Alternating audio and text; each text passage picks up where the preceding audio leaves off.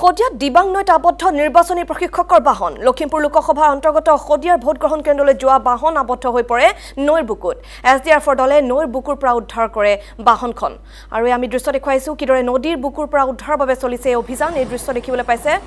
কিদৰে উদ্ধাৰ অভিযান চলাইছিল এছডিআৰএফ বাহিনীয়ে এই দৃশ্য দেখিবলৈ পাইছে শদিয়াত দিবাং নৈত আবদ্ধ হৈ পৰিছিল নিৰ্বাচনী প্ৰশিক্ষকৰ বাহন লখিমপুৰ লোকসভাৰ অন্তৰ্গত শদিয়াৰ ভোটগ্ৰহণ কেন্দ্ৰলৈ যোৱা বাহন আবদ্ধ হৈ পৰে নৈৰ বুকুত আৰু এছডিআৰএফৰ দলে নৈৰ বুকুৰ পৰা উদ্ধাৰ কৰে এই বাহনখন আৰু এছডিআৰএফৰ দলে উদ্ধাৰ অভিযান চলোৱাৰ মুহূৰ্তৰ দৃশ্য আমি আপোনালোকক দেখুৱাইছো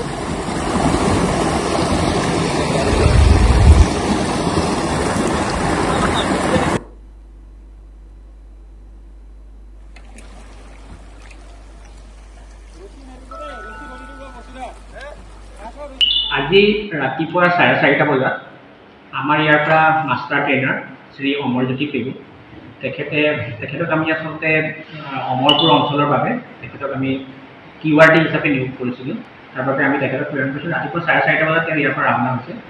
আৰু আমি যদি খবৰ পাইছোঁ 6টামান বজাত তেওঁৰ আচলতে যিখন বলেৰ' গাড়ীত গৈ আছিলে সেই গাড়ীখন এখন পানীত মানে ফচি গ'ল আৰু পৰৱৰ্তী সময়ত আমি এখন ট্ৰেইন আৰু ট্ৰেক্টৰ দি আমি উদ্ধাৰ কৰি আনিছোঁ কিন্তু যেটো বাতৰি সম্প্ৰচাৰ হৈ আছে যে তাত ইভিএম আছিলে এটো অসত্য হয় তাত কোনো ইভিএম নাছিলে মানুহজন অকলে তাত গৈ আছিলে লগত মাত্ৰ ড্ৰাইভাৰজন আছিলে ড্ৰাইভাৰজনক এৰি তেওঁ পৰৱৰ্তী সময়ত পাৰ হৈ পেলাই সিফালে গুচি গ'ল গাড়ীখন আমাৰ উদ্ধাৰ কৰি লৈ অহা হৈছে কিন্তু ইভিএমৰ বাতৰিটো সম্পূৰ্ণ অসত্য আৰু ইতিমধ্যে মই আমাৰ মুখ্য নিৰ্বাচনী বিষয়াৰ কাৰ্যালয়ত এই কথাটো জনাইছোঁ